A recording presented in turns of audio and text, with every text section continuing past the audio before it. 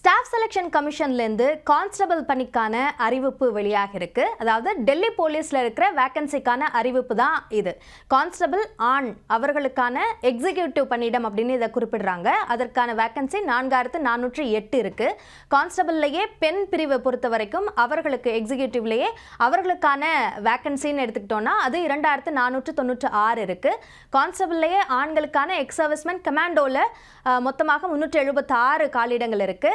கான்ஸ்டபிள்லே ஆண்களுக்கு X servicemen others commando தவிர மற்றவர்களுக்கு என்று 285 பணியிடங்கள், ஒட்டுமொத்தமாக 7565 பணியிடங்கள் இருக்கு. வயது வரம்பு பொறுத்த வரைக்கும் பொது பிரிவினராக இருந்தால் 18லிருந்து 25 வயதுக்குள்ளாக இருக்கணும்.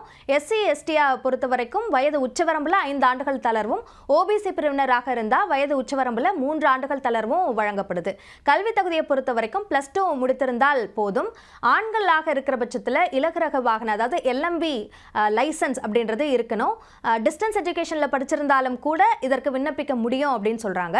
ஊதியத்தை பொறுத்த வரைக்கும் 21,700 ரூபாய் அடிப்படை ஊதியம், மற்ற பெனிஃபிட்ஸ் எல்லாம் சேர்த்து 69,100 ரூபாய் வரைக்கும் அவர்களுக்கு கிடைக்கிறதுக்கு வாய்ப்பு இருக்கு. என்சிசியில் சேர்ந்து அதில் பணியாற்றி அதற்கான ABC இந்த சான்றிதழ்கள் வைத்திருப்பவர்களுக்கு 2% ஒட்டுமொத்த மதிப்பெண்கள்லேயே 2%லிருந்து 5% வரைக்கும் அவர்களுக்கு போனஸ் மதிப்பெண் வழங்கப்படுவதற்கு வாய்ப்பு இருக்கு அப்படின்றதையும் இதில் முக்கியமாக நம்ம கவனிக்க வேண்டியிருக்கு. விண்ணப்ப கட்டணத்தை பொறுத்த வரைக்கும் பெண்கள், எஸ்சி எஸ்டி, அதே மாதிரி முன்னாள் இராணுவத்தினராக இருந்தால் அவர்களுக்கு எந்த கட்டணமும் இல்லை. மற்றவர்கள் 100 ரூபாய் கட்டணம் செலுத்தணும். அதே மாதிரி தேர்வு முறை என்ன அப்படின்னு எடுத்துக்கிட்டோம்னா கணினி வழி தேர்வு 100 கேள்விகளுக்கு 100 மதிப்பெண்கள் என்ற அடிப்படையில் நடத்தப்படும்.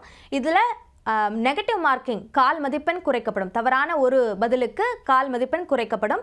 ஆங்கிலம், இந்தியில் மட்டும்தான் இந்த தேர்வு நடத்தப்படும். அதுக்கு அடுத்த நிலை physical endurance and measurement test. இதில் 1600 மீட்டர் ஓட்டம், லாங் ஜம்ப், ஹை ஜம்ப் இதெல்லாம் இருக்கும்.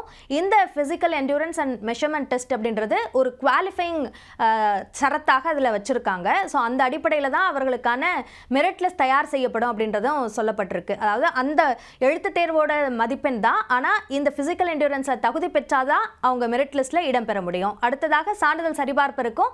அதற்கு பிறகு மருத்துவ சோதனை இருக்கும். இதற்கான விண்ணப்பிக்கிற அவகாசம் செப்டம்பர் 22ஆம் தேதியிலிருந்து அக்டோபர் 21ஆம் தேதி வரைக்கும். விண்ணப்பிக்கிறதுக்கான இணையதளம் www.ssc.gov.in.